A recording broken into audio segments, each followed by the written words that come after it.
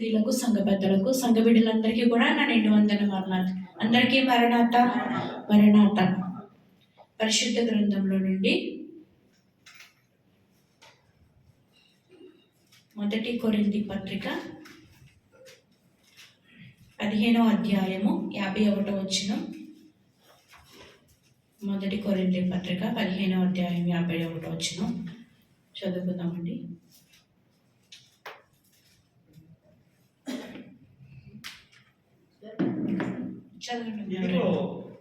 మీకు ఒక మరము తిరుగుతున్నాను. మనమందరము నిద్రించు గానే నిమిషములో ఒక రెప్పపాటిన కడబూరం రోగగానే మనందరము మార్పు పొందుదు. బూరం రోగును అప్పుడు మృతులు అక్షరంగా లేపబడదు, మనము మార్పు పొందుదు. చాలండి, చిన్న ప్రార్థన చేసుకుంటాం. అత్యంత పరిశుద్ధమైన మా ప్రియ పరలోకపు తండ్రి, మీ శ్రేష్టమైన నామానికి, మీ ఘనమైన నామానికి అనేకమైన వేలాది వందనాలు, స్తుతులు, స్తోత్రాలు చెల్లిస్తున్నాం ప్రభా. ఇదిగో నా తండ్రి ప్రభా, ఈ నవంబర్ నెలలో 3వ శనివారం దినాన ఈ పాదముల చెంతకు వచ్చిన ప్రతి ఒక్క బిడ్డల్ని కూడా మీరు దర్శించమని అడుగుతున్నాను. ఇదిగో తండ్రి ప్రభా, నేనైతే ప్రభా ఏ పార్టీ దాన్ని ఎందుకు పనికిరాని నేను ప్రభా ఇక్కడ నిలబెట్టుకున్నట్టుకు మీకు వందనములు చెల్లిస్తున్నాను.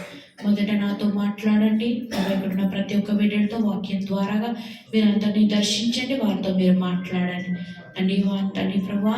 మా ప్రార్థన మీరు ఆలకిస్తారని, మంచి వాక్యాహారాన్ని మా అందరికీ దయచేస్తారని నమ్మి స్తుతిస్తూ ఈ చిన్న ప్రార్థన మీ సన్నిధి చేర్చుకోమని యేసు పరిశుద్ధ నామములో వేడుకొని ప్రార్థిస్తున్నాం పరమ తండ్రి, ఆమేన్. యేసు రాజుగా వచ్చుచున్నాడు, భూలోకమంతా తెలుసుకుంటారు. యేసు రాజుగా వచ్చుచున్నాడు, భూలోకమంతా తెలుసుకుంటారు.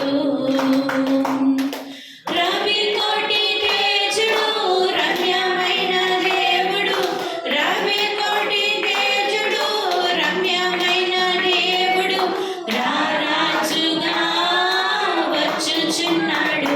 యేసు రారాజుగా వచ్చుచున్నాడు, యేసు రాజుగా వచ్చుచున్నాడు. భూలోకమంతా తెలుసుకుంటారు. యేసు రాజుగా వచ్చుచున్నాడు, భూలోకమంతా తెలుసుకుంటారు. దేవుని యొక్క మహాకృపను బట్టి మరి నడిచిన దినాలన్నీ ఆయన కౌగిల్లో మన దాచబడి ఈ నవంబర్ నెలలో 3వ శనివారం దినాన ఆయన పాదముల చెంతకు వచ్చిన మీ అందరికీ ప్రభు నామములో కృపా సమాధానం కలుగును గాక, ఆమేన్. మరి రాకడ సమీపంలో మనం అందరం ఉన్నాం కదండి.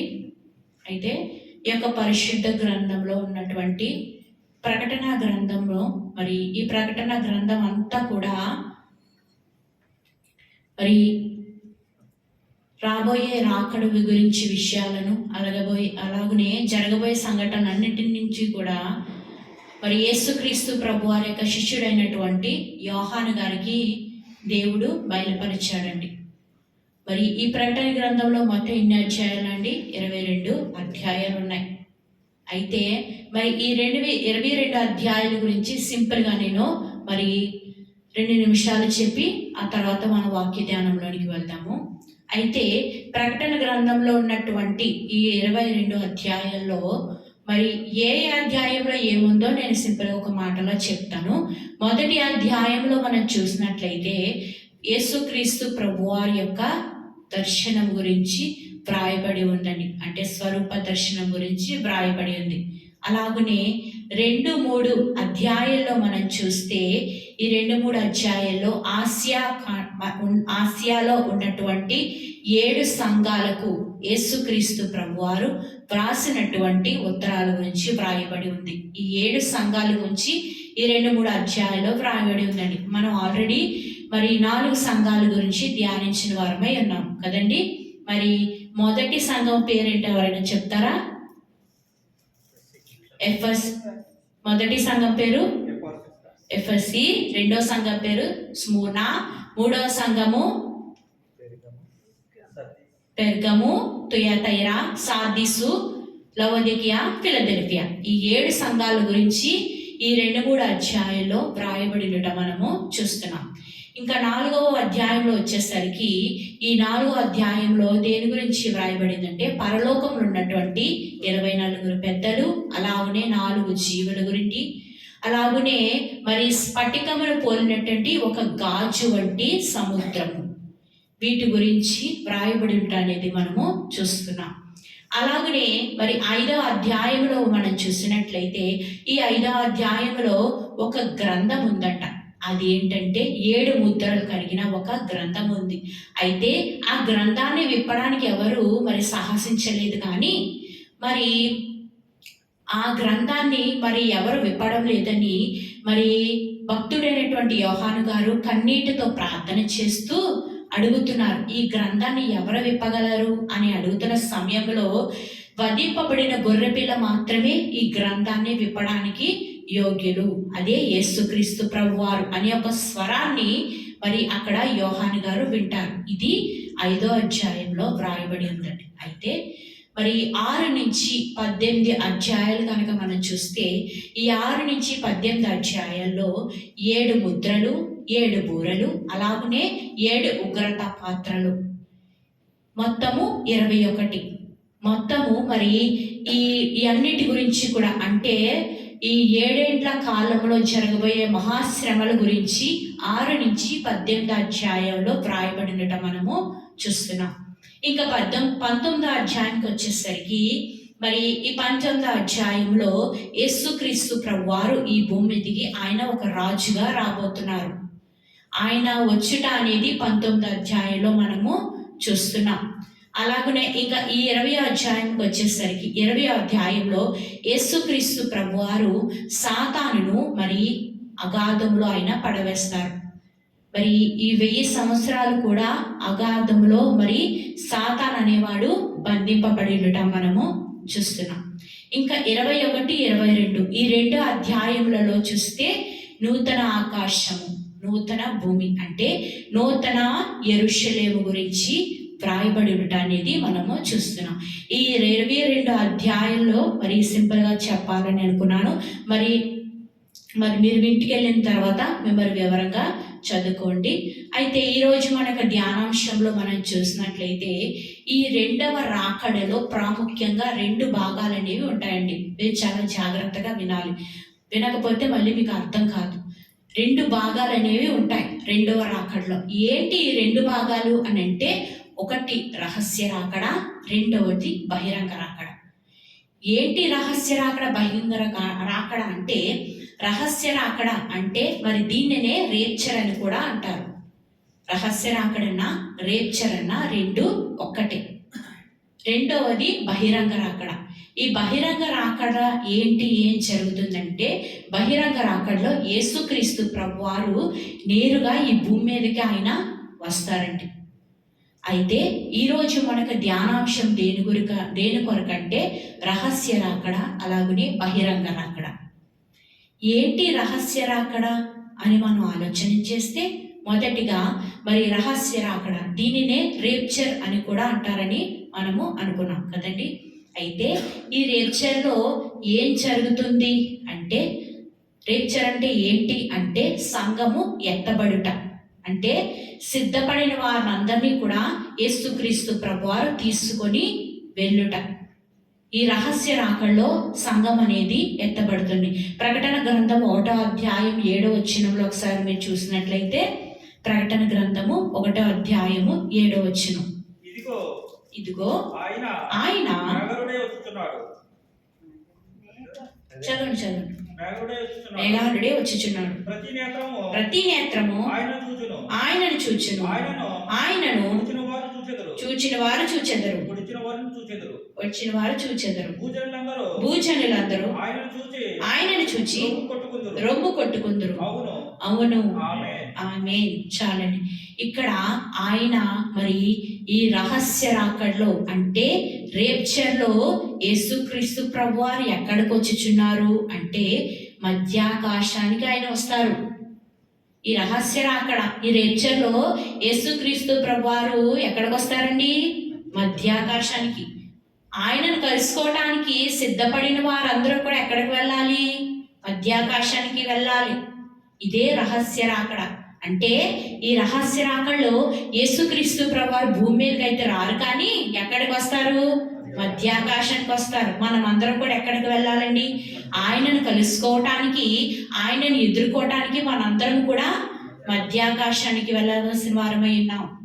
అయితే ఈ రహస్య రాకడ అలాగనే బహిరంగ రాకడ, ఈ రెండు కూడా వేరు వేరు అని మనము గమనించాలి. ఎందుకంటే ఈ రహస్య రాకడలో మనం అందరం కూడా మధ్యాకాశానికి వెళ్తాము, ప్రభు కూడా మధ్యాకాశానికి వస్తారండి. అయితే రెండవదిగా బహిరంగ రాకడ. ఈ బహిరంగ రాకడ ఏంటి అంటే, ఈ బహిరంగ రాకడలో యేసుక్రీస్తు ప్రభువారు నేరుగా ఈ భూమి మీదకే వస్తారు. ఆయన ఈ భూమి మీదకి వచ్చి 1000 సంవత్సరాలు పరిపాలన అనేది చేస్తారండి. అయితే మరి ఈ బహిరంగ రాకడ ఎప్పుడు జరుగుతుంది అంటే, సంఘం అనేది ఎత్తబడిన తరువాత. అంటే రహస్య రాకడలో సంఘం అనేది ఎత్తబడుతుందని మనము ధ్యానించాం కదండి. అంటే ఈ సంఘం ఎత్తబడిన తరువాత 7 మహాశ్రమలు అనేవి ఉంటాయి. ఈ 7 మహాశ్రమల తర్వాత ఈ బహిరంగ రాకడలో యేసుక్రీస్తు ప్రభువారు నేరుగా ఆయన ఈ భూమి మీదకే వస్తారండి. అప్పుడే అదే 1000 పరిపాలన. అయితే యేసుక్రీస్తు ప్రభువారు మొదటి రాకడలో ఈ భూమి మీద ఎంతకాలం ఉన్నారండి? 33.5 సంవత్సరాలు ఈ భూమి మీదే ఆయన ఉండిన వారై ఉన్నారు కదండి. అయితే రెండవ రాకడలో యేసుక్రీస్తు ప్రభువారు ఈ భూమి మీద 1000 సంవత్సరాలు ఉండబోతున్నారు. అలాగనే రహస్య రాకడలో యేసుక్రీస్తు ప్రభువారు మధ్యాకాశానికి వస్తారు. అలాగనే ఈ బహిరంగ రాకడలో మాత్రం యేసుక్రీస్తు ప్రభువారు నేరుగా ఈ భూమి మీదకు వచ్చి 1000 సంవత్సరాలు ఉండి ఆయన 1000 సంవత్సరాలు కూడా పరిపాలన అనేది చేస్తారంట. అయితే ఈరోజు మన వాక్యంలో రహస్య రాకడ, ఈ రహస్య రాకడలో మనం చూస్తే సిద్ధపడిన వారందరూ కూడా రహస్య రాకడలో ఎత్తబడతారు కదండి. అయితే ఈ ఎత్తబడే గుంపు అనేది ఏదైతే ఉందో అది 2 గుంపులైన వారు, ప్రజలైన వారు ఎత్తబడతారండి. ఈ రహస్య రాకడలో ఎంతమంది? 2 గుంపుల ప్రజలైన వారు ఎత్తబడతారు. ఈ 2 గుంపుల వారు ఎవరు అని మనం ఆలోచన చేస్తే, మొదట దశలోనిక పత్రిక 4వ అధ్యాయము 16-17 వచనాలు ఒకసారి చదివినిపిస్తారా? మొదట దశలోనిక పత్రిక 4వ అధ్యాయము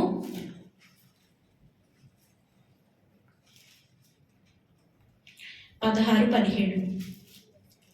ఆర్భాటముతోనూ ప్రధాన దూతల శబ్దంతోను దేవుని పూరతోను పరలోకము నుండి ప్రభు దిగొచ్చును. క్రీస్తు నుండి మృతులైన వారు మొదట లేతురు. ఆ మీదట సజీవమై ఉండు మనము వారితో కూడా ఏకముగా ప్రభును ఎదుర్కొనుటకు ఆకాశ మండలమునకు మేఘాల మీద కొనుకోబడుము. కాగా మనము సదాకాలం ప్రభుతో కూడా ఉండుము. చాలండి. మరి ఇక్కడ మనము 2 గుంపులైన వారిని చూసాం కదండి. ఎవరు ఆ 2 గుంపులు అంటే, మొదటిది మృతులైన వారి గుంపు, రెండవది సజీవులైన వారి గుంపు. ఈ మృతులైన వారు ఎవరు అంటే, ఎవరైతే దేవుని యందు విశ్వాసం ఉంచి మరణిస్తారో, ఎవరైతే దేవుని రాకడ కొరకు ఎదురు చూస్తూ మరణిస్తారో, ఈ మృతులైన వారే మొదట లేస్తారండి. మొదటి గుంపు ఎవరిది? మృతులైన వారి గుంపు. రెండవది సజీవులైన వారి గుంపు. అంటే రాకడ సమయానికి ఎవరైతే సిద్ధపడి మరి ఆ సమయానికి ఎవరైతే సజీవులుగా ఉంటారో వీరే రెండవ గుంపు. ఈ 2 గుంపుల వారు కూడా మరి ఈ రహస్య రాకడలో ఎత్తబడే గుంపులో వీరు ఉంటారండి. మొదటిది మృతుల గుంపు, రెండవది సజీవులు అనే గుంపు. అయితే ఇంకో వాక్యం మనం చూస్తే, మొదటి కొరింథీ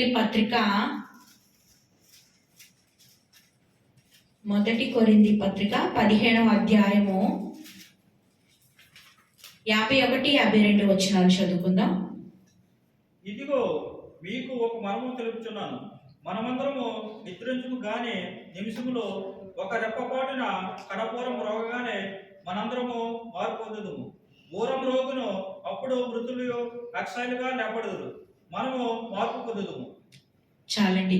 ఇక్కడ మనం చూస్తే మరి భక్తుడైనటువంటి పౌలు గారు ఈ విధముగా అంటున్నారు. ఏంటంటే, నేను మీకు ఒక మర్మాన్ని తెలియజేస్తున్నాను అంటున్నారు. ఏంటి ఆ మర్మము అని అంటే, ఇక్కడ మరి ఈ సజీవులైన వారి గుంపు అలాగనే మృతులైన వారి గుంపు వీరు కూడా ఏం పొందుతారంటండి? మార్పు అనేది పొందుతారంట. ఏంటి ఆ మార్పు? వీరు ఏ మార్పు పొందుతారు అంటే, ప్రభు యొక్క రహస్య రాకలో ఈ ఎత్తబడిన వారందరూ కూడా ఒక మార్పు అనేది పొందుతారంట. ఏంటి ఆ మార్పు అంటే, దాని కింద వచనాలు కూడా మనం చదువుదాం. 53, 54. క్షయమైన ఈ శరీరము అక్షయతను ధరించుకొనసి ఉన్నది, మధ్యమైన ఈ శరీరము అమర్యతను ధరించుకొనవలసి ఉన్నది.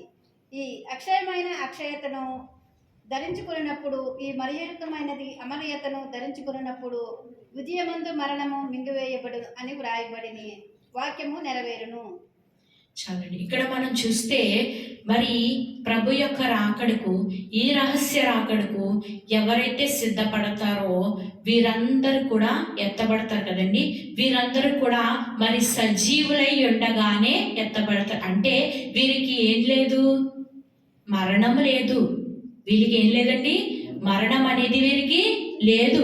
ఈ సజీవులైన వారు కొందరు కూడా మార్పు పొందుతారు. అంటే మరి వీరందరూ కూడా రూపాంతరం అనేది పొందుతారు. వీరు మాత్రమే కాదు, అలాగనే మరి ఈ మృతులైన వారు కూడా, అంటే ఈ మృతులైన వారు ఎవరైతే మరి దేవుని యందు విశ్వాసం ఉంచిన వారై ఉన్నారో, ఎవరైతే దేవుని రాకడ కొరకు మరి ఎదురు చూస్తూ మరణించిన వారై ఉన్నారో, ఈ మృతులైన వారు కూడా మార్పు అనేది పొందుతారంటండి. రూపాంతరం అనేది పొందుతారు. అంటే క్షయమైన ఈ శరీరము అక్షయతను ధరించుకుంటుంది, మర్త్యమైన ఈ శరీరము అమర్త్యంను ధరించుకుంటుంది.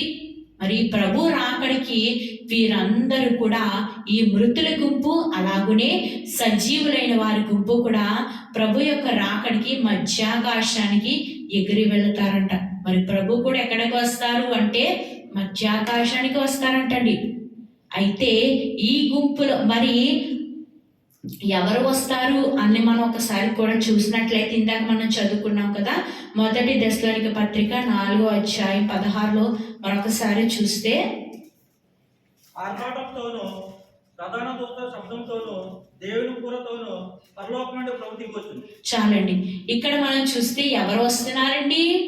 ప్రభువే వస్తున్నారు. స్వయంగా మనల్ని మరి మన మధ్యాకాశానికి మన కోసము ఎవరు వస్తున్నారు అంటే స్వయంగా యేసుక్రీస్తు ప్రభువారే పరలోకం నుండి మధ్యాకాశానికి వస్తున్నారు. చూడండి, మనం కూడా కొన్ని పనులు ఏవైతే ఉంటాయో కొన్ని పనులకి మన ఇంట్లో ఉన్న వారిని పంపిస్తాం, లేదా కొన్ని పనులకి మన పిల్లల్ని పంపిస్తాం. ఏదైనా బాగా ఇంపార్టెంట్ పని ఏదైనా ఉందనుకోండి, దానికి ఎవరిని పంపం, మనం మాత్రమే వెళ్తాం. అవునా కాదండి? ఎందుకు? అది చాలా ఇంపార్టెంట్ పని కనుక. అలాగనే ఇక్కడ యేసుక్రీస్తు ప్రభువారు కూడా మరి ఆయనకి ఈ రహస్య రాకడ అంటే ఈ రేప్చర్ అనేది ఎంతో ఇంపార్టెంట్ పని. అందుకే మళ్ళీ మరి ఆయన తీసుకువెళ్ళడానికి ఏ దేవదూతను పంపించలేదండి. దేవదూతను పంపించి మీరు వెళ్ళి వారు తీసుకొచ్చేనా అని ఆయన చెప్పలేదు. నేరుగా ఆయనే పరలోకం నుండి దిగివచ్చుట అనేది మనం చూస్తున్నాం. ఆయన ఎక్కడికి వచ్చారు? మధ్యాకాశానికి ఆయన వచ్చిన వారై ఉన్నారు. అయితే ఈ సిద్ధపడిన వారిలో మొదటి గుంపు ఎవరిదండి? మృతులైన వారి గుంపు. ఈ మృతులైన వారి గుంపు మొదట లేస్తారు. వీరు మార్పు పొందుతారు, రూపాంతరం పొందుతారు. అంటే యేసుక్రీస్తు ప్రభువారు ఎలా అయితే సమాధిని గెలిచి మరి ఆయన బయటకు వచ్చి మహిమ రూపాన్ని ధరించారో, ఈ మృతులైన వారు కూడా మరి ఆ టైంలో మహిమ రూపాన్ని ధరిస్తారంట. అంటే యేసుక్రీస్తు ప్రభువారు మరి పునరుద్ధానుడిగా లేచిన తర్వాత మనం చూస్తే మరి శిష్యులైన వారు మరి ఇంట్లో రూమ్లో ఉన్నప్పుడు, ఒక గదిలో ఉన్నప్పుడు ఆయన తలుపులో నుండి లోపలికి వెళ్తారు కదండి. అలాగునే అది ఏంటి మరి ఆయన మహిమ రూపాన్ని అక్కడ ధరించిన వారైనారు. అలాగనే ఈ రాకడ సమయంలో కూడా మృతులైన వారి యొక్క గుంపు ఏదైతే ఉందో వారు మహిమ రూపాన్ని ధరిస్తారు. అలాగునే సజీవులమైన మనము కూడా ప్రభు రాకడకు సిద్ధపడవలసిన వారమై ఉన్నాం. అంటే మన పాప స్థితిని మనం ఏదైతే ఇంకా ఉన్నదో మన పాప స్థితి మనము విడిచిపెట్టే వారముగా మనము ఉండాలి. మన పాప జీవితాన్ని మనం విడిచిపెట్టి ప్రభు రాకడ కొరకు మనము ఎదురు చూసే గుంపులో మనము ఉండాలండి. అందుకే కదా మన పాప స్థితిని మనము మరి ప్రభు సంస్కారం తీసుకెళ్ళేటప్పుడు పాప ఒప్పుదల్లో మన పాపాలను మనము ఒప్పుకుంటాం. అవునా కాదండి? ఒప్పుకొని ప్రభు యొక్క శరీరక్తాలను తీసుకుంటామా లేదా? తీసుకుంటాం. అలా పుచ్చుకొనుట ద్వారా మనలో ఏముంది అంటే ప్రభు యొక్క శరీర రక్తాలు అనేవి మనలో ఉన్నాయి. మనలో శరీర రక్తాలు ప్రభు యొక్క శరీర రక్తాలు ఉండటం ద్వారా ప్రభు యొక్క రాకడకి ఆ రేప్చర్కి మరి రహస్య రాకడలో ఆ కడబ్బు బ్రోర అనేది ఎప్పుడైతే మ్రోగుతుందో అది మ్రోగేటప్పుడు మరి ఈ శరీరము ఎలా మారుతుంది? రూపాంతరం చెందుతుంది, మహిమ శరీరాన్ని ధరిస్తుంది. ఒక ప్లాంట్ మీరు ఎప్పుడైనా చూసారా? టచ్ మీ నాట్ ప్లాంట్ ఉంటుంది. దాని యొక్క ఆకులు ఏవైతే ఉంటాయో దానిని ఇలా ముట్టుకునేటప్పుడు ఆకు అనేది వెంటనే కూడా ముడుచుకుపోతుంది, క్లోజ్ అయిపోతుంది. అలాగా ఇలా ముట్టుకోగానే వెంటనే క్లోజ్ అయిపోతుంది కదండి. అలాగనే దేవుని బిడ్డలమైన మనము కూడా ఆయన రాకడ కొరకు ఎదురు చూచుచున్నప్పుడు దేవుని యొక్క శరీరత్తాలను పుచ్చుకుంటున్న మనము ఆ రాకడ సమయంలో కడబోర మోగేటప్పుడు మన యొక్క శరీరాలు మహిమ శరీరాన్ని ధరించుకుంటాయి, మహిమ రూపాన్ని ధరించుకుంటాయి. మరి ఇదంతా కూడా ఎంతసేపట్లో జరుగుతుందండి? రెప్పపాటులో. రెప్పపాటులో అంటే ఎంత? అసలు మనం రెప్ప ఎన్నిసార్లు వేస్తాం తెలుసా అండి? రోజుకి సుమారు 14,000 నుంచి 21,000 వరకు మనము రెప్ప వేస్తాం. అంటే ఒక్కొక్కరు ఒక్కొక్కలా వేస్తారు. ఎందుకంటే వాళ్ళ ఆరోగ్య స్థితిని బట్టి రెప్ప అనేది వేస్తూ ఉంటారు. రోజుకి 14,000 నుంచి 21,000 లోపల. అయితే ఇదంతా మరి ఈ రాకడ అనేది ఎత్తపడడం అంటే అందరూ చూస్తుండగానే సంఘంలో ఇంతమంది ఉండగానే సిద్ధపడిన వారందరూ కూడా ఎత్తబడిపోతారు. సిద్ధపడలేని వారందరూ ఏమవుతారండి? ఈ భూమి మీదే మిగిలిపోతారు. ఇదే రహస్య రాకడ. రహస్య రాకడలో మనమందరం కూడా ఎక్కడికి వెళ్ళిపోతాం? సిద్ధపడిన వారందరూ మధ్యాకాశానికి వెళ్ళిన వారమై ఉంటాం. ఇదే రహస్య రాకడ. రెండవదిగా మనం చూసినట్లయితే బహిరంగ రాకడ. ఈ బహిరంగ రాకడ ఏంటి అని అంటే యేసుక్రీస్తు ప్రభువారు నేరుగా ఈ భూమి మీదకి రావడమే బహిరంగ రాకడ. అంటే ఆయన భూమి మీదకి వచ్చి ఈ 1000 సంవత్సరాలు ఆయన పరిపాలన అనేది చేస్తారు. అంటే ఈ రహస్య రాకడ అలాగనే బహిరంగ రాకడకి మధ్య ఎంతకాలం ఉందండి? రహస్య రాకడికి బహిరంగ రాకడికి మధ్య ఎంతకాలం డిఫరెన్స్ ఉంది? ఇప్పుడే చెప్పుకున్నాం కదా, ఎంతకాలం ఉందండి? 7 సంవత్సరాలు. ఈ 7 సంవత్సరాలు కూడా మరి ఈ రహస్య రాకడలో సిద్ధపడిన వారందరూ ఎక్కడ ఉంటారు? మధ్యాకాశంలో ఉంటారు. మరి మిగిలిన వారు ఏమవుతారు? భూమి మీద మహాశ్రమలు అనేవి వీరు అనుభవిస్తూ ఉంటారు. అయితే ఈ రహస్య రాకడలో వీరందరూ కూడా మధ్యాకాశంలో ఉంటారు కదండి. వీరందరూ కూడా అక్కడ 7 ఏండ్ల పెండ్లి విందులో ఏకీభవిస్తారండి.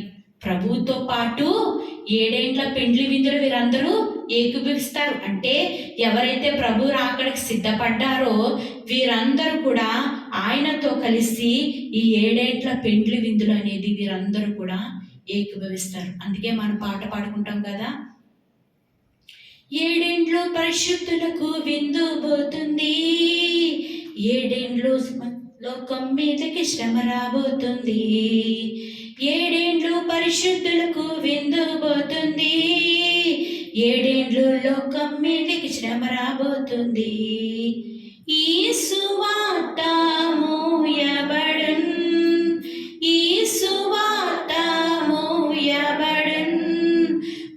వాక్యమే కరువగును, వాక్యమే కరువగును.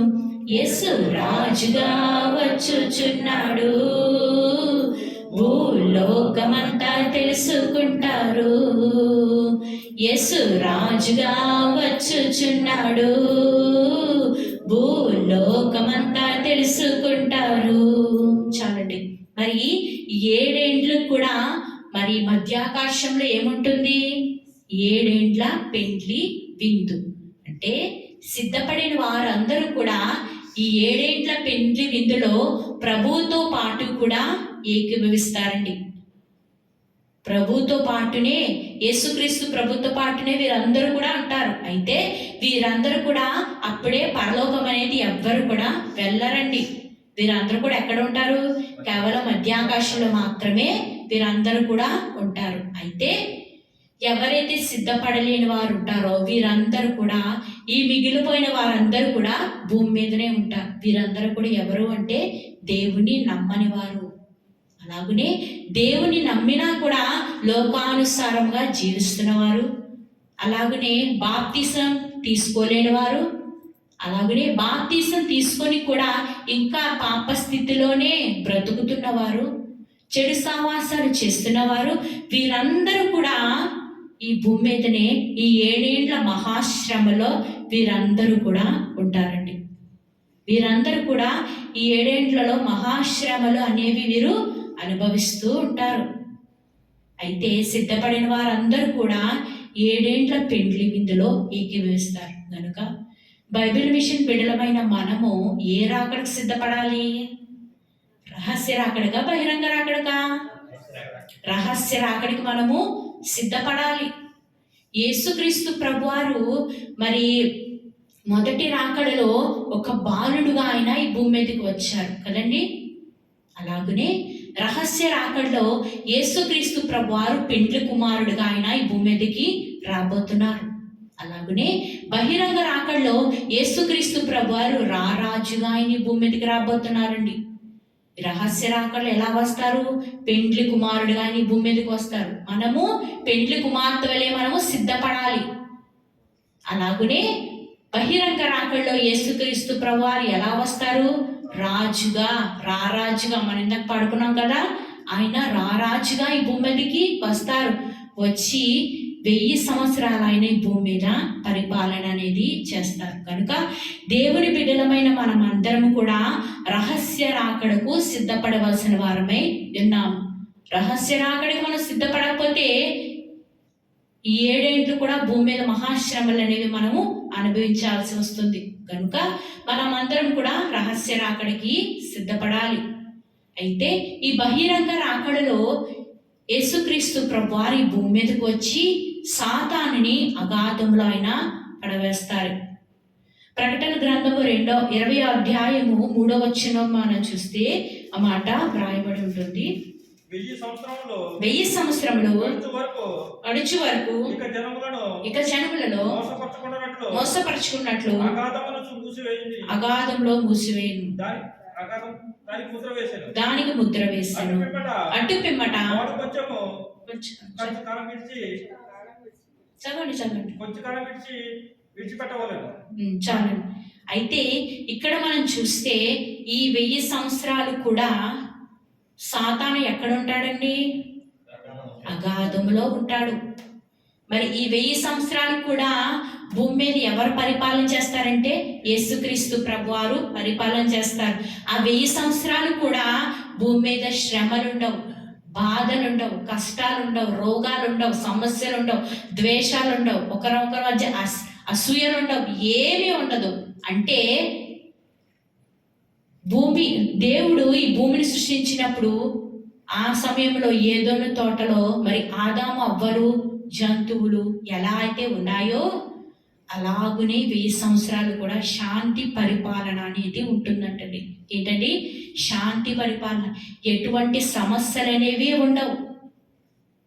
ఈ 7 ఏండ్ల కాలంలో ఎన్ని శ్రమలు ఉంటాయో, 7 ఏండ్ల కాలంలో అయితే మరి సువార్త చెప్పేవారు కూడా ఉండదండి, వాక్యం వినటానికి కూడా ఉండదు. ఎవరి కష్టాలు వారివి. కానీ ఈ మరి యేసుక్రీస్తు ప్రభువారు ఈ 1000 సంవత్సరాలు పరిపాలన చేస్తున్నప్పుడు ఎటువంటి కష్టాలు కానీ, బాధలు కానీ, మరి ఎటువంటి ఇబ్బందులు కానీ, అనారోగ్యాలు కానీ ఏది కూడా ఉండదు. శాంతి పరిపాలన అనేది ఉంటుంది. అయితే ఈ 1000 సంవత్సరాల తర్వాత శాతాను మరలా విడిపింపబడతాడు. విడిపింపబడినప్పుడు అప్పుడే యుద్ధం అనేది జరుగుతుంది. యేసుక్రీస్తు ప్రభువారు మనం సాతాను పద్యం చెప్పుకుంటాం కదండి, హర్మగెద్దోను యుద్ధము కదండి. అయితే హర్మగెద్దోను అనే ప్రాంతంలో యుద్ధము జరుగుతుంది. యేసుక్రీస్తు ప్రభువారు అప్పుడు శాతానుని శాశ్వతంగా పాతాళంలో పడవేస్తారండి. ఇంకా శాశ్వతంగా పాతాళంలో ఆయన వేసేస్తారు. ఈ అపవాది గోగు మాగోగు అనే సైన్యాన్ని తెచ్చుకొని యుద్ధం చేస్తాడు మరి యేసుక్రీస్తు ప్రభువారితో. యేసుక్రీస్తు ప్రభువారు మరి సాతానుని ఓడించి వాడిని మరి ఆ యొక్క పాతాళంలో శాశ్వతంగా పడవేస్తాడండి. ఆ తర్వాతే తీర్పులు అనేవి ఉంటాయి. మరి వారి క్రియలు చొప్పున తీర్పులు అనేవి తీర్చబడతాయి. గనుక దేవుని బిడ్డలమైన మనం అందరం కూడా బహిరంగ రాకడకు కాదు కానీ రహస్య రాకడకు సిద్ధపడాలి. పెండ్లి కుమారుని రాకడకు మనము సిద్ధపడాలి. ఆయన పెండ్లి కుమారుడిగా రాబోతున్నాడు. మనము వధువు సంఘము వలె ఎత్తపడాలి. మనం ఎవరండి? వధువు సంఘము. గనుక మనందరం కూడా రహస్య రాకడకు, ఈ రేప్చర్కు సిద్ధపడే గుంపులో మనం ఉండాలని ప్రతి ఒక్కరము కూడా మరి ప్రార్థన చేసుకుందాము. మరి పరిశుద్ధ వాక్యాన్ని దేవుడు మన వినికిడిలో దీవించును గాక. ఆమేన్. ప్రార్థన చేసుకున్నాం. చిన్న ప్రార్థన. అత్యంత పరిశుద్ధమైన మా ప్రియ పరలోకపు తండ్రి, మీ శ్రేష్టమైన నామానికి, మీ ఘనమైన నామానికి అనేకమైన వేలాది వందనాల స్తుతులు స్తోత్రాలు చెల్లిస్తున్నాం ప్రభువా. ఇదిగో నా తండ్రి ప్రభువా, వాక్యం ద్వారా మాతో మీరు మాట్లాడారు. అందరిని బట్టి మీకు వందనములు చెల్లిస్తున్నాం తండ్రి. ఇదిగో నా తండ్రి ప్రభువా, నీ రహస్య రాకడకు, రేప్చర్కు మేమందరం కూడా సిద్ధపడే గుంపులో మమ్మల్ని చేర్చండి అయ్యా. మేము సిద్ధపడాలి ప్రభువా. నీ రాకడకు మేమందరం ఎత్తపడాలి ప్రభువా. ఆ 7 ఏళ్ల పెండ్లి విధులు మేము ఏకీభవించాలి తండ్రి. మీతో పాటు కలిసి ప్రభువా మేము ఏకీభవించే గుంపులో మమ్మల్ని చేర్చండి ప్రభువా. అట్టి సిద్ధపాటు మా అందరికీ మీరు దయచేస్తారని నమ్మశుతిస్తూ ఈ చిన్న ప్రార్థన మీ సన్నిధి చేర్చుకోమని యేసే పరిశుద్ధ నామములో ప్రార్థిస్తున్నాం పరమ తండ్రి. ఆమేన్.